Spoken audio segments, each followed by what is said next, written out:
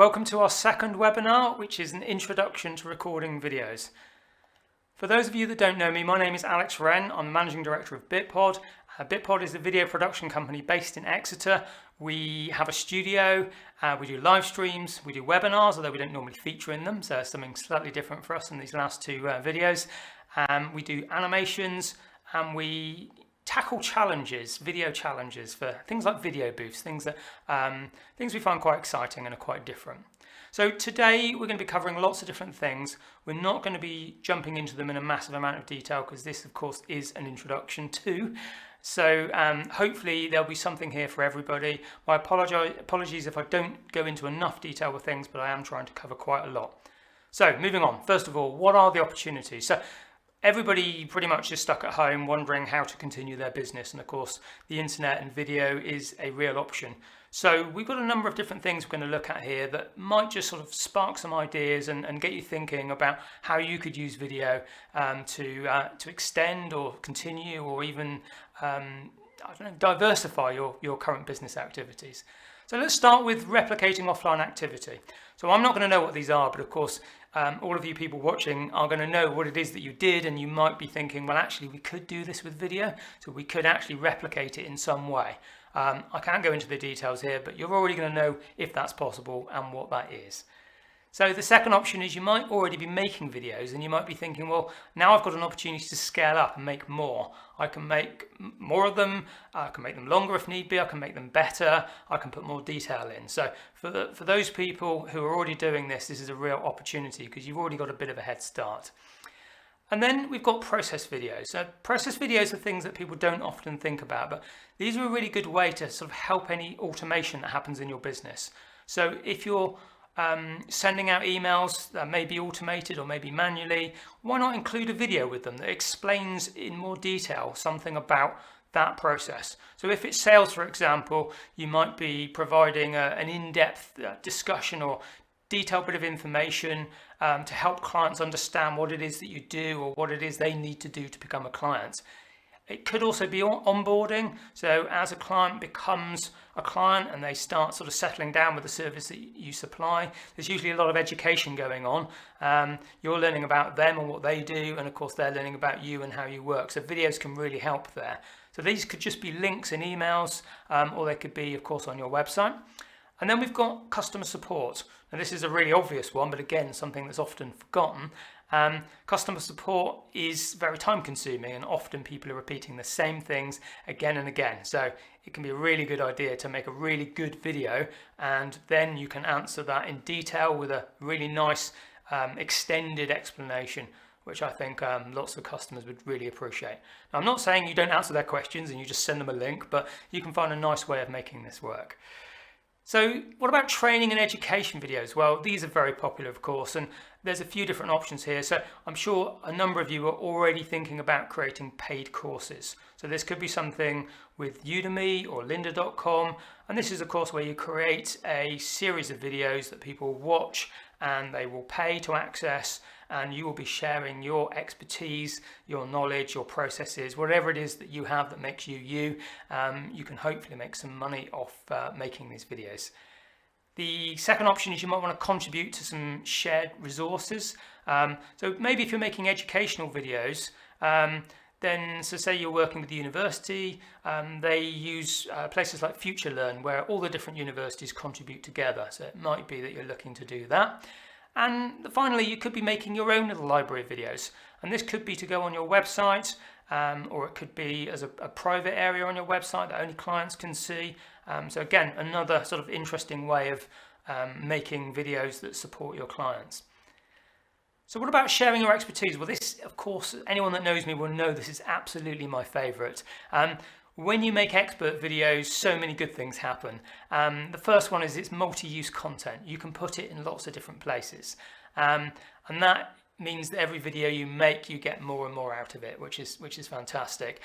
Most videos will be search engine friendly, depending on what they're on and how they're hosted, but we'll come to that in a minute. And usually most videos will be great social media content, and I think people are sort of worried about what to put out at the moment on social media, and some helpful, I'm getting to my last point, some valuable shareable knowledge is just fantastic. Your customers and your prospects will absolutely love it, lap it up, and I am a massive fan of expert videos, as you may have guessed. Okay, so now we're going to get into the bit that everybody really wants to know about. These are the questions I get all the time, which is about how do you get the best out of your equipment. So you probably aren't sitting surrounded by high-end professional video equipment, and that means you've got to make the best out of what you've already got. So we're going to be looking at your camera, the sound side of making videos, which is really important, and the lighting and your background. So let's go through those, and hopefully we can add a little bit more detail to those as we go.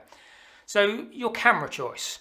Now, you might not have a camera choice, but if you do, let's just have a look at each one of those. So your webcam. So your webcam, this is an example here of a high-end webcam, and these are very difficult to buy now because I think pretty much everywhere they've been snapped up. So there's a waiting list for them. But if you're thinking about doing this and you can get on that waiting list, a good webcam is going to make a huge difference. Often the webcams that you buy, the sort of cheaper webcams, the quality of them is appalling. It's really shocking. They are just not up to it. So you need to evaluate your webcam and make a decision. Is the quality of it good? Now the quality might be affected by things like the lighting, so don't immediately write it off. You would need to just check that if you throw more light onto yourself when you're filming, do you actually get a better image? And then we've got mobile phones. Now, of course, a few years ago, this might have been laughable using mobile phones to create video, but actually the quality of mobile phones, especially ones produced in the last couple of years, is phenomenal. And I've used them myself to make videos, not for client work, because obviously there are limitations, but I've used them to capture stuff for our social media and to record events and so on. So mobile phones can be really good. Now, one thing to note is that the camera that faces you is often a lot worse quality than the camera that's on the back of your phone. So if you've got the opportunity to use or to have somebody else help you, and you can use the better camera, that will make a huge difference in your videos. So really worth, again, testing it and just making sure that you're familiar with which one works best. And also learning to know how your camera software works. We're all used to the idea of just opening up the camera and just pressing record, but actually there's things you can do. And on this particular image you can see here, they've locked the exposure, and this is quite an important thing to do. And you can lock focus as well. This stops your camera sort of making decisions later on about what lighting levels should be used and where the focus should be, because usually when you've got it set up for the first time, you really don't want to change it. So I'd really recommend learning about your software, and if need be, having a look at what other software is out there that you could use on your phone, or what other apps there are, because some of them are better than others. I'm not going to list them out here because you can go onto Google as well as I can and do a review of 2020 iPhone or Android video camera apps, and you'll very quickly get a comparison. It's probably worth spending a little bit of money. I know that's the sort of shock horror of apps, but actually £8 or £10 spent on an app might give you something really quite a bit different from what you get with your stock app. But again, read some reviews and find out there.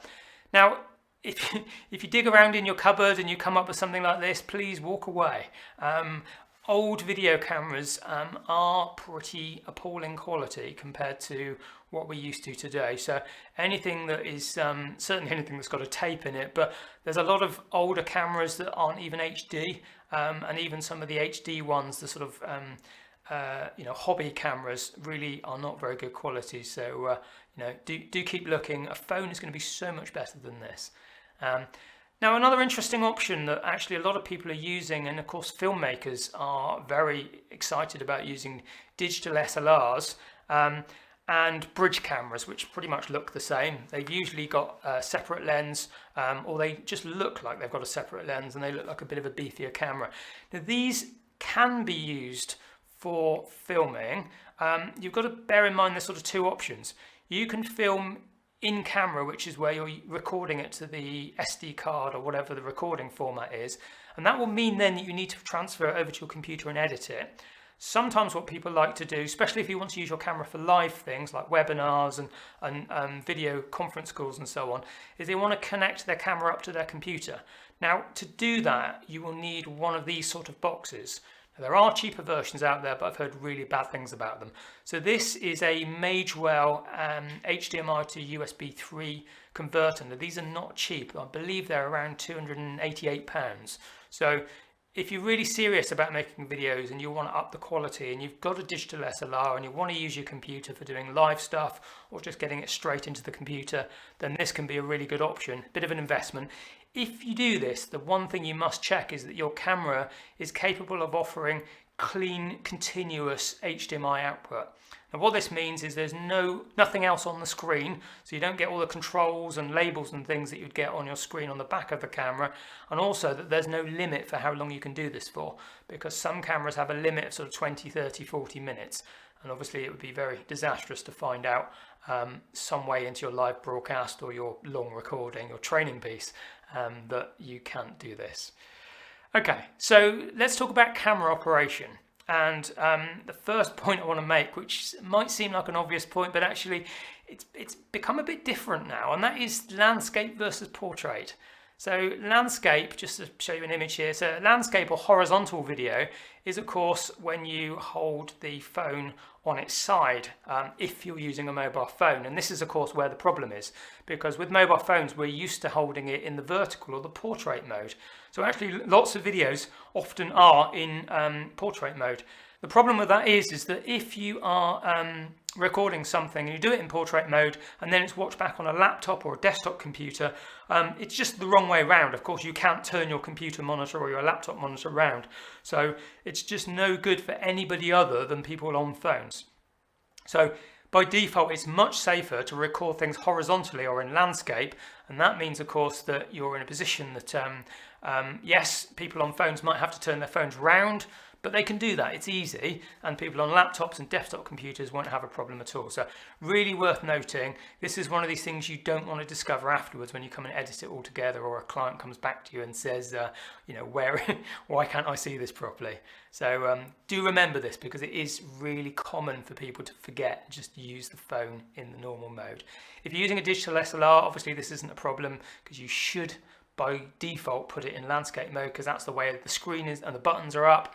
And if you, of course, you're using a normal video camera or a webcam, there's no problem there, because you can only really have them one way up. So what else have we got? We've got framing. So anyone that's seen the last webinar that we did will see seen these images just to show standard framings. So this is what's called a mid shot, and this is really good if you want to include something else in the shot with you. So it could be a flip chart or a whiteboard. Maybe you're doing a demo of something. Now this shot, you can see here, it cuts at the waist and there's a tiny bit of headroom. And this is quite a standard shot used in films and things, but actually it's not what you'd use often for doing the sort of videos that we're talking about. So that would be this shot here, which is the medium close-up. So this cuts just under the arms and includes a little bit, probably a little bit less than the last shot of headroom. Now, if you've got some big hair going on, then your hair may go off the top of the screen, and that's absolutely fine. Ideally, the eye line should be around a third of the way down the screen. So you've probably heard of the rule of thirds. If you haven't, Google it, you'll see some little diagrams and examples and things. It's really useful. Now, what we're often seeing is this. Now, maybe this is a bit of an exaggeration, but actually this is what happens an awful lot with webcams, because people set their webcam and then they lean back. But also people just get used to doing things like putting the head in the middle of the screen. Now, this is not good framing. For a start, what's going on above the head? There's completely wasted space. So it's not good practice. It doesn't look professional, and actually it creates all sorts of problems. So for example, if you're bringing your arms up and you're showing off your body language, then your arm's going to be way off the bottom of the screen. So important points there. The final one on camera operation is angle. Now, I haven't got any demonstrations here because they never look great, but angle, if you have the camera too low, you end up with what we call the up the nostril shot, which is not flattering. It shows off all your chins and it just doesn't look great. So the best thing to do with your camera is to have it slightly above the halfway line of the framing of the shot you're using. So if you're using a shot which is a medium close-up, which is cutting just under the arms, a little bit over the head, then the camera should be probably about this height, about neck height. Obviously not this close to me, it's going to be further away, and that's pretty much the height I've got my camera here. You can go up a little bit higher if you want. Sometimes it creates a bit more of a flattering shot. It's completely up to you. Again, test it. If you're using a laptop, you may need to put your laptop up on some books or something more clever than that, but books work fine. Okay, sound. So sound's something I'm not going to go into massively here, but I will say that sound is hugely important. Without sound, your videos are going to be not unwatchable, because of course you don't watch sound, but they're just not going to work. Weirdly, you can forgive a video that's got sub-professional video, because you can still see it, you can still make it out. But when it's bad audio, and this room here isn't great. I'm in my home office at the moment that I've sort of built a little studio in here, which I'll show you later on.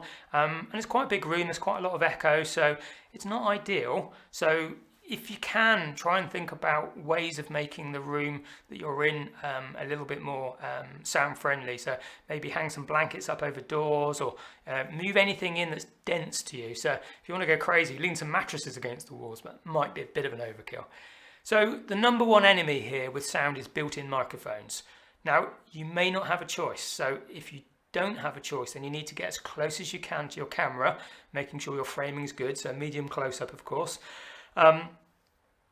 But built-in microphones just generally are pretty poor quality, and they're usually too far away. So if you can, avoid using built-in microphones. That's just a key point, and that's usually what makes video sound echoey and just generally not very good. Headsets. So headsets can work quite well, and what I mean by this is the sort of headsets that you get where you've got a microphone. I haven't got one in this one, but a microphone that's built into the lead. Now actually you don't need to use the headphone bit of it, but the microphone bit could work. So you could sort of thread it up into your shirt and have that there, and it's nice and close to you. And of course the other nice thing about it is it gives you quite good bass response as well, because it's sitting on your chest. So rather than that sort of tinny sound you can get from the built-in microphones, you might just get a little bit more quality there. Now, if you can, you want to be using a desktop microphone of some sort. So you can buy sort of USB microphones that plug into USB port, obviously, and they're on little stands, and you can get them quite close to you. And you might even choose to have it in the shot. It's quite fashionable on YouTube videos now to have these things actually in the shot, visible as a sort of fashion accessory. So you could do that.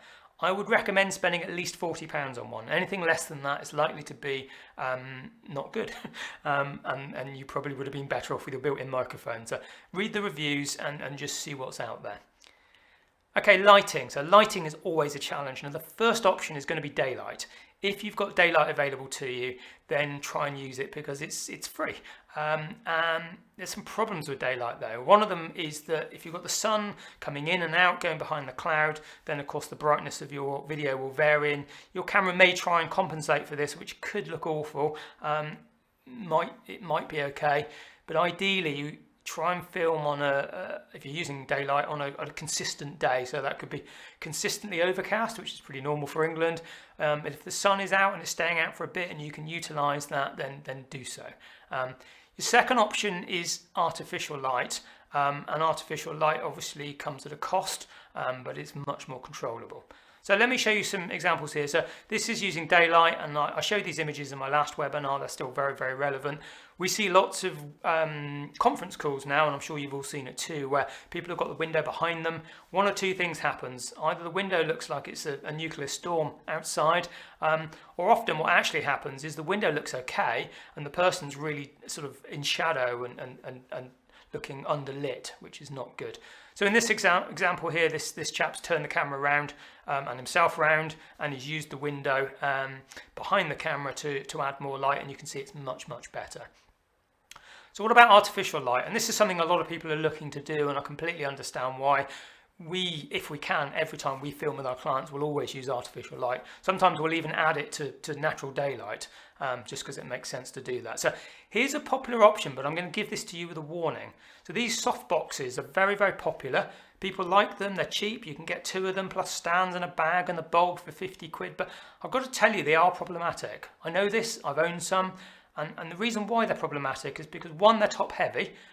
So they like to fall over, and of course these bulbs are made of glass and they're about £15 each to replace. I've smashed one, it goes everywhere. The next thing is they're big. They're big and they're just not very stable. So you'd be surprised when you put them up how much room they take up, and you might not even better fit them in the place you want to be in. And the final reason is that they are not controllable. So there's one brightness. In fact, it gets worse because when you turn them on, first of all, they start to get brighter very slowly over the first 5 to 10 minutes. So that means if you remember, you've got to put them on in advance of using them. A lot of people forget, and then of course their video just slowly gets brighter. This is something I'd recommend instead. These work really well. I've owned similar ones to this. So these are called LED panels. Now they are more expensive, but they do three things that are fantastic. One of them is they're a decent size. So you can put them quite close to you, obviously not in the shot, so you get a softer light, but they don't take up much space. You can put them on a little stand or a tripod. They're not like the soft boxes where they've got bulk to them. Now the other things that I like about these is you can adjust the brightness of them, which means you can get it just right for your situation. And the final thing you can do, and you can probably spot it on the back of these, is they've got a colour temperature adjustment. And most people probably won't know what colour temperature is, but as an example, if you go for a walk in the evening and you look into somebody's house from afar, you'll see that their lights look yellow, but actually if you were in that house they would look white. And this is to do with the fact that daylight swings towards blue, and home lighting, what used to be tungsten light but is now often LED light, is more yellow. What you don't want to do is you don't want to mix the two, because you can end up with some very weird effects. So with these you can actually adjust them, and 5600 Kelvin, just to get a bit nerdy, is pretty much daylight, and 3600 Kelvin is pretty much tungsten sort of indoor lighting. So what about backgrounds? Well, a natural background, if you set your camera up and you look at what's behind you and it looks fab, then fantastic, do nothing else. As long as it doesn't conflict with anything, you haven't got any plants growing out of your head or any photos on the wall that are distracting, then a natural background will be fantastic. Next step on from that is you can have an arranged background. So what I mean by this is you spend a bit of time maybe moving your camera and your seat, but also things in the background, so you make something that balances. Try and get some clear headroom around you so that nothing's conflicting with you. So you could have something to one side of you. So in this shot, of course, I've got this text to the side of me, but it might be that you have something that sort of fills this space up a little bit. Don't be afraid to position yourself off center. It's quite normal to do this. It's a little bit more pleasing, and to do that you need to balance it up. Try and steer clear of plants. They're a bit cliched, and I'll be honest with you, unless you like them properly, they tend just not to look great. And then you've got manufactured backgrounds, and that's what I'm using here. Now these are a little bit more difficult to get hold of, but I'll just show you one here. So Lastalite is the best, in my opinion. There are a couple of makes that are similar.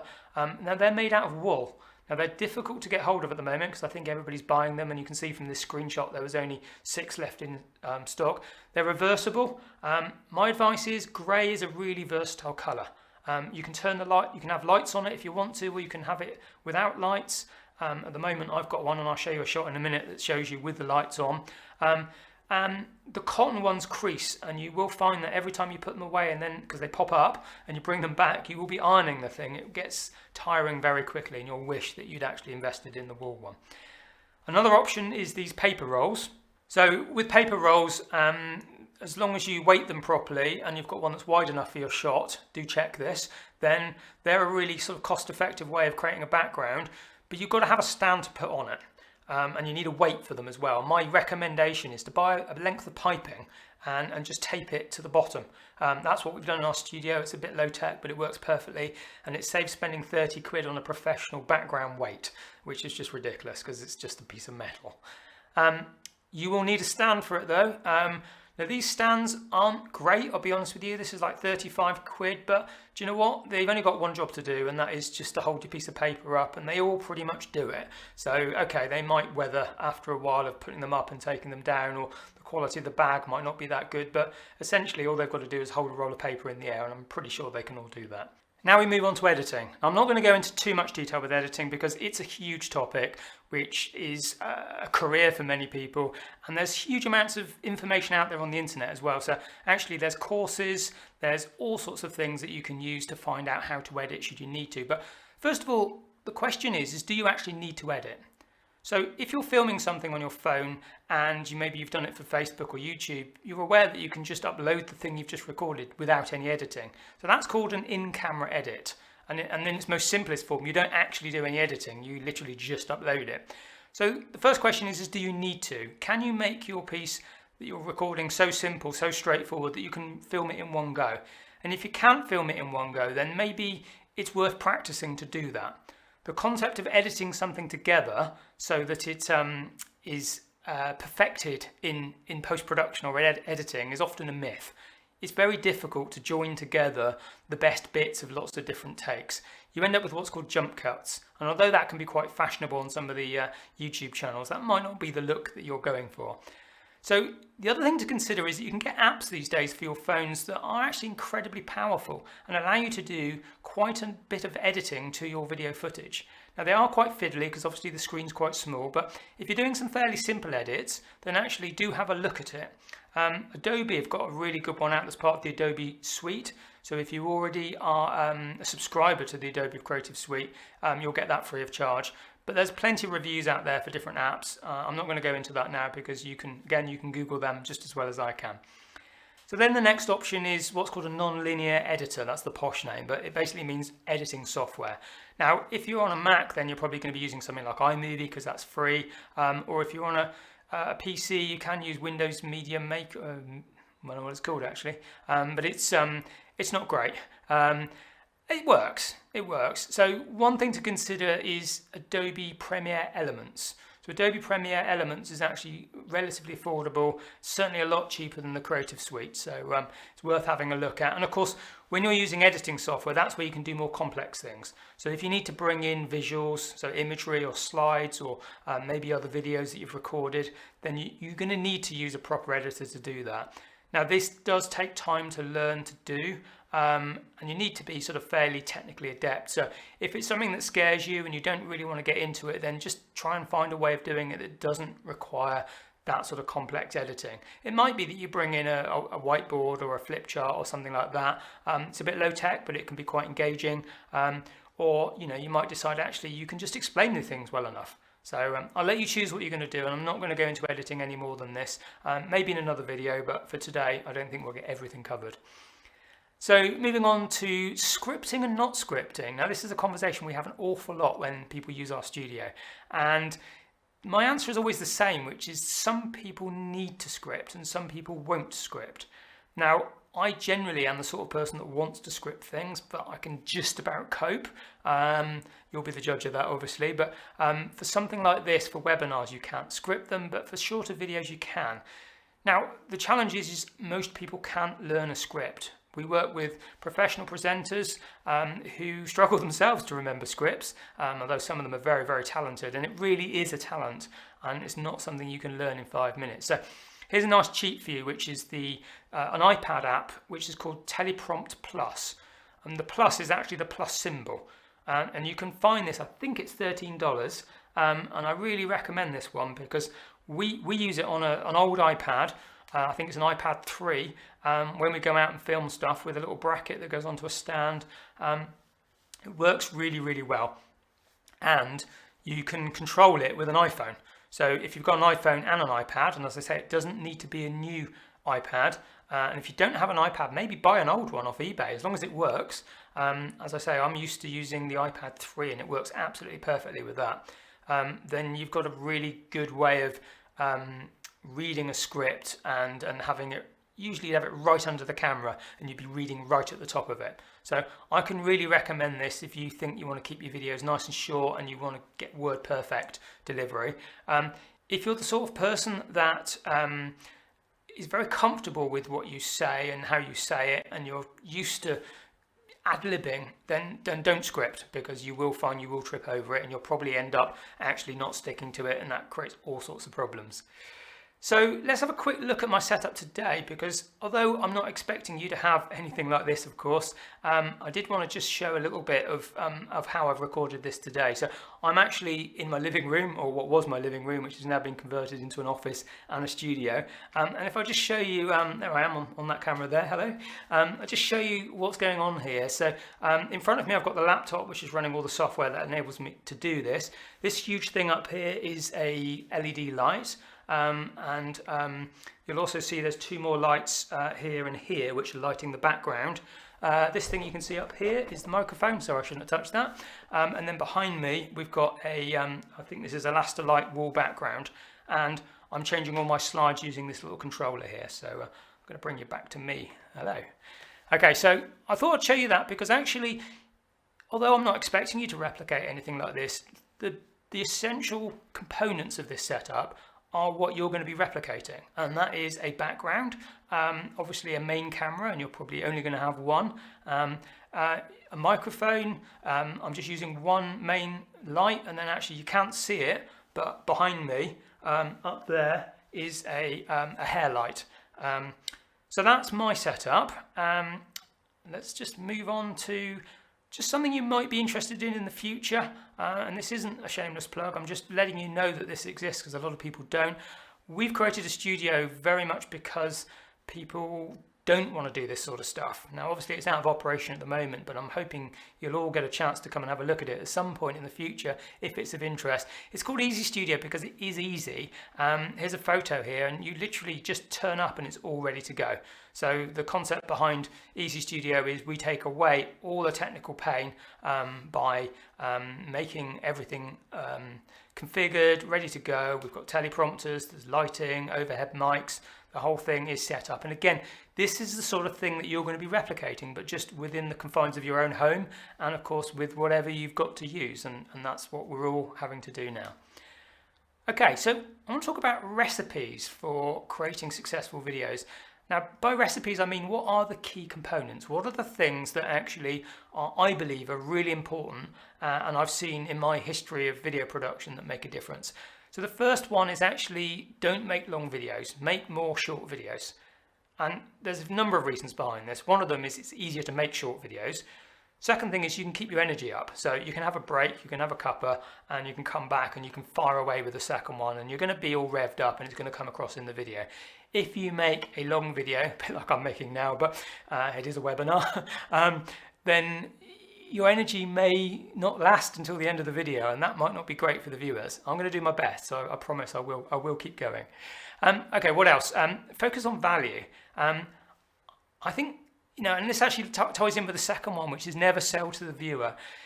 The viewer will always be impressed with your expert knowledge and what you're offering them in a video. And by offering, I mean how much information you're prepared to share with them, what secrets, if you like, that you're going to give away. And let's be honest, could you really give all your secrets away in a 2, 3, 4 minute video? Of course you can.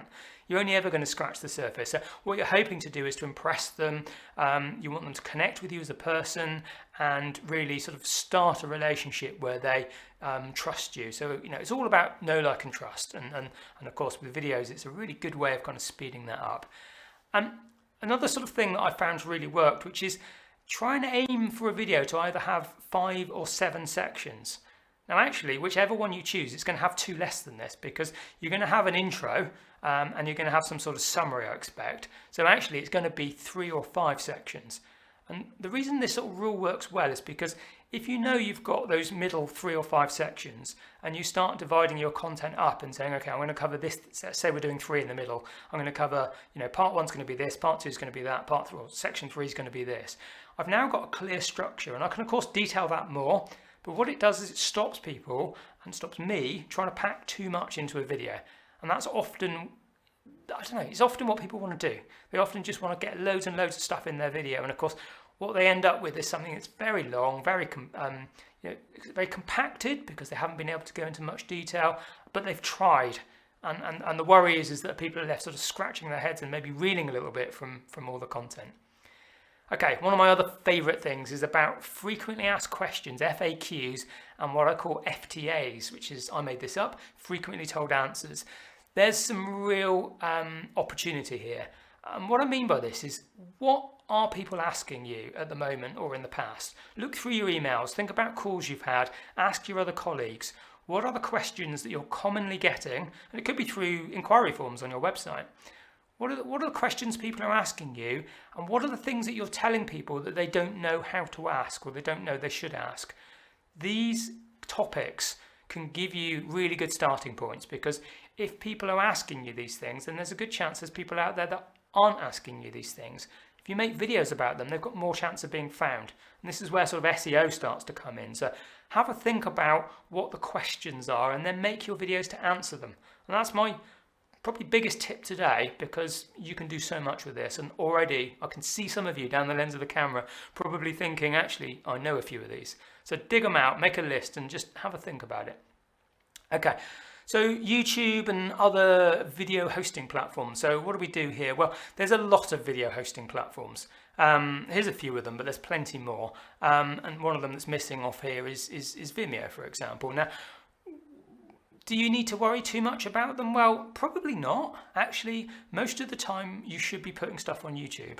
YouTube is the de facto video hosting place. It's easy to share. Of course, it's free, and it's very good quality. So, there's no reason why you wouldn't want to use YouTube, really. There are some disadvantages. One of them is that there's advertising there, and also you get related videos, which of course could be your competitors' videos.